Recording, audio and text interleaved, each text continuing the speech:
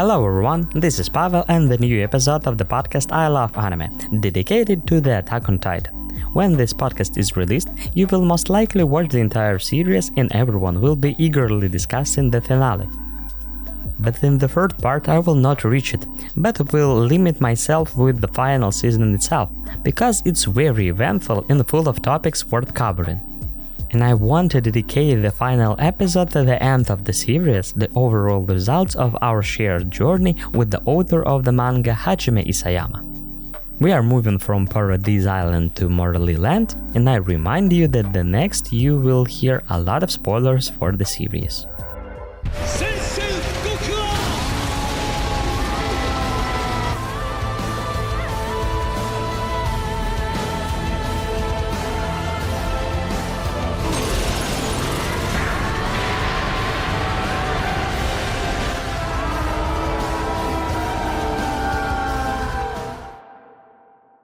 But first, let's discuss the elephant in the room, the change of animation studios while moving on the climax of the series. In past episodes, I praised the Wit Studio, which has become synonymous to cool animation for me, and it caught me by surprise that the Attack on Titan fell into the hand of another studio. Moreover, judging by the interview that I found in the process of creating Season 3, Wit themselves informed the producer that they should look for a new studio for the final season.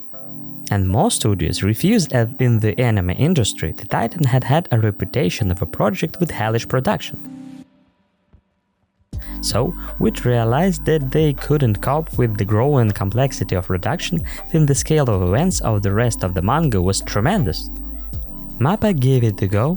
I knew about them only by the first season of Jujutsu Kaisen, and its level was quite good. Cool animation and directing of the fight scene as well as a very sensible use of graphics. Everything hinted that they could cope with the attack. But did they have enough time to prepare? I think no. Look at the opening at least, where one won't find a single frame from the anime. It looks stylish, but it seems more like a least evil solution. Ideally, they needed at least another 6 months or even a year to develop. But the manga ended in spring 2021, and of course everyone wanted to see the anime in the same period. This is most likely why the season was called the final, although it was obvious to reader that the remaining chapters could not be filmed in one go. When the season started, 3D Titan caught everyone's eye. They looked good, but the smoothness of their movement was different. I think this is a result of combining 2-dimensional and 3-dimensional animation, taking into account the number of frames per second, which is lower than usual in anime. But this is just my guess. I myself would prefer 2D Titans, but the frequency of their appearance on the screen and the scale of events with their participation constantly increased. And if MAPPA had more time, I think the climatic scene in Liberia will not have caused so much hated debate in the internet. The boiling degree was so high that some fans even started writing threats to animators and studio employees. I understand that they loved the show so much that the decrease in quality was unpleasant for them, but most likely the animators were making their best, but time was running out. In addition, their working conditions were far from ideal. Eventually, they are facing strict deadlines, but the outcome of hard work can be the universal fans' rage. Fortunately, MAPPA coped with this, and the longer they work on the show, the higher the quality became. Concluding the conversation about this issue, I want to remind you one simple thing once again. Animation is a hellishly complicated production process. To achieve the highest level, you need to spend a lot of time. But all of us as viewers want to see the continuation of our favorite series as soon as possible, and when we talk about such a complex and large-scale project as the Titans, unfortunately it's impossible not to search for a middle ground between quality and release speed. Now let's go back to the storyline, where an incredible number of events are waiting for us. The season opened up with an unexpected change of perspective. At the end of the first season, we were told that the world outside the walls not only exists, but also treat the islanders as unfriendly as possible, which resulted in the operation which goal was to abduct the Flying Titan but young recruits. Specifically Rainer, Berthold, Annie and Marcel. The last one was eaten by Ymir in the form of a Titan. And it was Marcel who prized Rainer, the future armored titan, in an attempt to protect his brother from becoming a titan, and he was sent himself to Paradise as a part of the group. Rainer, having learned this, was afraid of the failure of the operation at the very beginning and decided to break down the wall in Shiganshina no matter what, which led to all further events, and for him it became the cause of mental anguish and loss of himself as a whole person. Part of him wanted to be respected like a warrior, to please his mother, and maybe even to start living with his Merli father, who had given up his son from the Devil's Nation. But several years of living outside the walls tore his mind apart. Therefore, after everything he had experienced, having been consumed by the internal conflicts, he lost the will to live. And when we were shown life in the Liberia ghetto in more detail, Ragnar saw a reflection of himself and his colleagues in the young candidates, Gabi, Falco, Udo and Zofia. And if Udo and Zofia were not able to show themselves, then Gabi and Falco are very interesting characters. Like Aaron, Gabi evoked a very wide range of emotion from the audience. A cheeky little girl who was rushing into battle for the sake of prize and obtained her goal, the strength of the armored after Rainer. Her personality was completely infested by Marli's propaganda about the devils from the island, who were to blame for all the troubles of this world, and in particular the status of the remaining Eldians on the continent. They were forced to live in the ghetto without having the same rights as other people. They were also used in military conflicts as a meat for the grinder. The most terrible thing it was that, to a certain extent, the islanders, or rather the Eldian king, were really to blame for such a lousy status of the people outside the walls. He just left them out in the cult. So there is a question, could this difficult problem have been solved differently? Falco, being in love with Gabi, doesn't want her to have a limited life of 13 years, which she will spend fighting. That's why he is trying to overcome her in this race. Moreover, progress already make it possible to effectively fight the Titans, which means that the chance of dying earlier is only increasing. At the same time, the prospects for the subjects of Ymir are also far from being positive. After all, they are afraid that if they aren't useful in combat, they will be exterminated completely. In general, the change of perspective allows us to mirror the story of our heroes so that the reader or viewer can see the simple truth that people are the same everywhere. Everyone wants love, safety, and the opportunity to live in peace, but in order to achieve goals on a larger scale, states boost difference to an absolute degree, separating people with walls both real and metaphorical. This leads to conflict that lasts for years. In the universe of the Titan, Isayama-san doesn't try to make any of the parties completely rightful in their actions. The Merli, acting as aggressors, were in the position of the oppressed for centuries, and after the voluntary exile of the king of Eldia, centuries-old rage based on humiliation didn't allow them to build a balanced society without harassment. Therefore, they simply took the principles of Eldia as a basis and began to use them for their own benefit. Moreover, they are ruled from the disguise by the Eldian family of Tibur. It turns out that Merli is the same empire but with a different title, and with the Eldian who is running the country where his people are hated is simply terrible. Although he said that in other countries the attitude and living condition are even worse than in Merli, but their family is sitting pretty. The inhabitants of Paradise, having rejected history, began to live in the illusion created by the king, leaving some of their people behind. And when the hardship occurred and they learned the truth, many of them began to dream of another dangerous idea about the revival of the Eldian Empire and the return of the status as hegemon in this world. And it's sad that often such ideas unite people and states, but not attempts to start a dialogue in order to achieve mutual understanding both within countries and with external neighbors. And then Aaron comes back to the main stage under the spotlight. Last season, he asked the question of whether freedom could be obtained by the inhabitants of the island if all the enemies across the sea died. And when we meet him again, he begins to implement his terrible plan. Firstly, he is dragging the force of Paradise into a large-scale operation on Marlit's territory.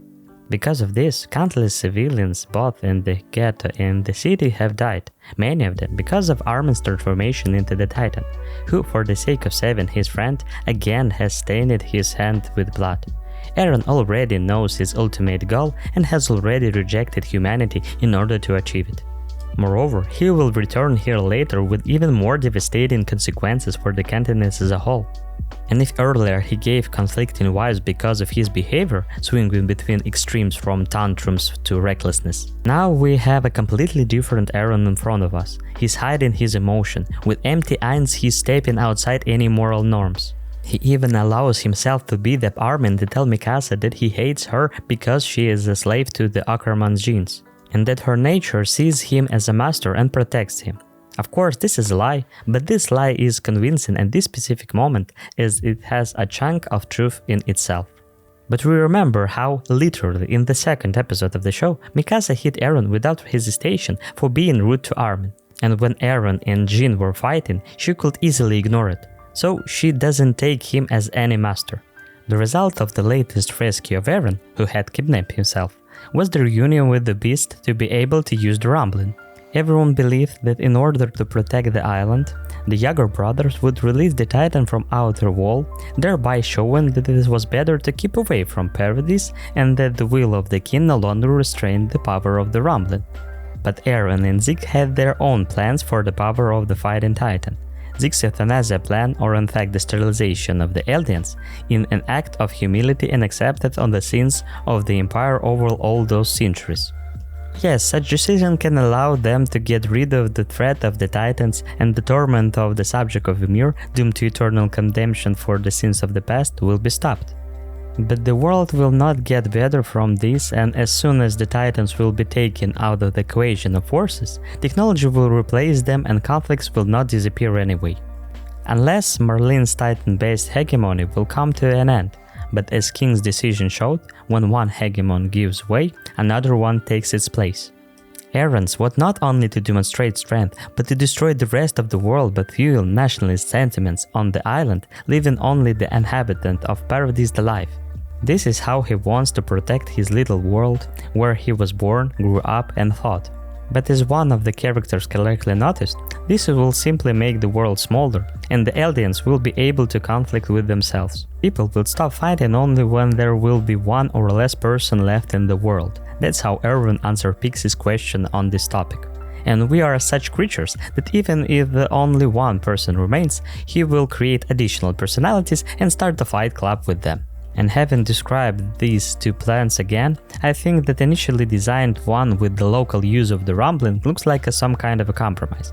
Yes, it means to sacrifice Historia, who will be forced to continue this wild tradition within relatives of the royal family. But this could have given protection to the island and the opportunity to try to establish the most difficult diplomatic relations with the continent regardless peace and the status of the Eldians. It's difficult to believe in such outcome though, but it was worth a try. Anyway, Eren with the ticking clock decided otherwise. In general, the final season is filled with the most powerful episodes, and there's not only battles. Episode 5, where Eren and Reiner are sitting opposite each other and it looks like a full circle. They both managed to live in foreign countries and realized that they were similar to each other. But the wheel of cruelty turned again, launching a chain of terrible events that claimed the life of our dear Sasha among others. You might think that Isayama-san just decided to kill our favorite character for the sake of shock content, but he gave it a powerful background. Because Gabi, finding herself on the island of devils under the roof of Sasha's parents' house, gradually realized that she was raised in hatred and there is no sense in this feeling. Through powerful dialogue with Kaya at the place of her mother's death, where she sincerely doesn't understand why she and her mother deserve such hatred for the sins of people who had lived more than a century ago. And one of the strongest scenes of the whole show for me is their dinner at the restaurant where they were invited by the chef from Marley who fell in love with Sasha. And I sincerely admire Sasha's father who forgives Gabi, because otherwise the pendulum of hatred will continue swinging in both directions. But he wants the children to be able to get out of this forest where we hunt each other like animals. Perhaps that is why later a mixed company of the remnants of the Survey Corps and the Marleans will be looking for a way out of this situation, sitting around the campfire in the middle of the forest, to eventually accept their sins and get out of it. Forgiveness and acceptance. There's the things that give hopes for a better outcome for the world. But this is also very difficult to accept, because many will consider the opportunity to forgive the enemy as a weakness. and you need to respond relatively to a blow. But that's why I like where Isayama-san directed the story. After another bloodbath, which was created by both the Morlands and the Eldians in Shiganshina, the remaining heroes try to line up against the global genocide. And it seems that after all betrayals and atrocities on both sides, they are supposed to slit each other's throats. But they are aware of their identity, as for the sake of good intentions, everyone had done terrible things, and they all have their hands in blood of enemies, innocents, and their fellows. That's why it was difficult to watch the massacre in the port, but it was staged at the highest level. Let's turn back to Jaeger's brothers, who during the events in Shiganshina were taken to meet with the Empress Ymir. There they managed to travel through their father's memories, and Zeke wanted to find evidence that their father had raised Eren to be who he was, and because of that he opposed the plan of euthanasia for the Eldians. As a result, he saw that Grisha had learned his life lesson without imposing his belief on his son, but it hurt Zeke to see this. He was forced to become a war machine, a tool for achieving goals, and only Dr. Xavier treated him like an ordinary child, playing with him and communicated with him. Therefore, he became a father figure to him, and together with him he came up with the idea of the peaceful departure of the Eldians from this world. Eren, in one of his flashbacks, is telling his brother that he has been like this since birth and it's useless looking for external factors. As a viewer, I would like to see the events that have influence on him as a person, but at the same time understand that inborn traits play a huge role in shaping a personality. Upbringing and the society around also have an impact, but there's also cases when a person who has been growing up in absolutely normal conditions turn out to be a maniac, for instance. So we are still trying to figure it out what motivates us and whether there is free will in humans. The final point is a creepy scene with Eren, thanks to the power of Attack Titan, forced his father to kill the Rice family, and the tragic reunion of Grisha and Zeke, followed by the implementation of Eren's plan. He reached out to the Empress Ymir, who had been a slave for 2000 years, but time flowed differently in her world, so for her it was an eternity. And her backstory, like everything in the series, is tragic beyond all measure. Slavery in the real world in both human and Titan forms, and even after death she didn't rest in peace. And her body was fed to her daughters, who multiplied this terrible ability and gave Eldia the power to enslave other countries and peoples. And the hidden rage of Ymir was unleashed with monstrous consequences. It's worth mentioning the episode when our Sorcery Corps is sent to the continent for the first time, and it's break my heart every time. The sequence of terrible events has not yet begun. Sashi is alive and can buy an ice cream and run after cars. A street clown can also offer candy to Captain Levi and Cannonly, but already at that moment we can see a burden in Eren's gaze of what he will do to this place later. And yet, for the last time there, I able to have a carefree time, get drunk in a refugee camp. This scene evokes so many different emotions, because over the years I have started to love this character so much, and the severity of the upcoming events is so great. As powerful as the scene is the conversation between Mikasa and Eren on the hill, where he's finally asking her about her feeling for him, which poses another question: what would have happened if she had answered differently?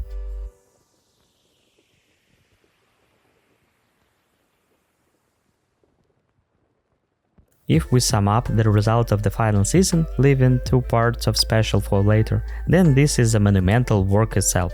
Isayama-san is expanding the world, highlighting a lot of interesting and deep topics for discussion, leaving the viewer and the reader to decide for themselves what is good and what is bad.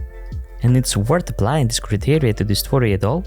Despite the controversial decisions on the visual part, many scenes and their realization make me respect the employees of the MAPPA studio. Also, the composer has changed. He is a colleague of Hiroyuki Sawano, who worked on previous season, and they have worked on many anime together. But if I'm not mistaken, Kota Yamamoto worked mostly on his own this time, but Hiroyuki Sawano's tracks were also used. Yamamoto's music sounds differently, creating a more classic cinematic epic, but in any case, it contains many great melodies that they live on. So, despite a lot of conflicting feelings, themes and the realizations from things, the final season justifies its title, rising the scale of events to an unprecedented level, continuing to answer the questions which were asked earlier and causing a storm of emotions, thus confirming the status of one of the main anime in history. And we just have to discuss the final finale of the final, but that's for the next time. Thanks for listening, Good luck, bye bye.